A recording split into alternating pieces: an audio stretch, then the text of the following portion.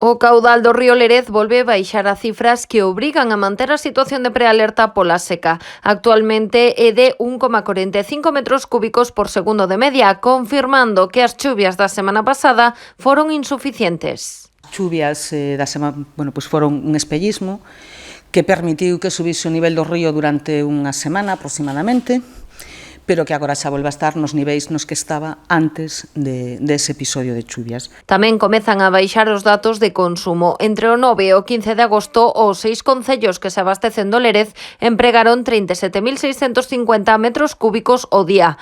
Na semana do 16 ao 22 foi de 3.606. Os únicos concellos que suben o consumo con respecto a cando empezamos a media é Sanxenxo, un 9,6, e Bueu, 2,9, que antes tiraba de manantiais e agora non pode. Pero, a tónica xeral é o que ven sendo habitual a partir do 20 de agosto aproximadamente, que empeza a baixar o consumo no sistema e se producí, como era de esperar. Así as cousas, continúa a preocupación pola situación actual, mais aínda cando as previsións meteorolóxicas non apuntan á existencia de precipitacións. A vindeira semana o Concello manterá unha reunión cos grandes consumidores de auga, aqueles que empregan máis de 2.000 metros cúbicos ao ano. E cos grandes consumidores separados os organismos públicos, pois a semana que ven intentar ter unha reunión ou contactos individualizados para ver que medidas poden adoptar no caso de ter que haber restriccións. Algúns deles son usuarios industriais,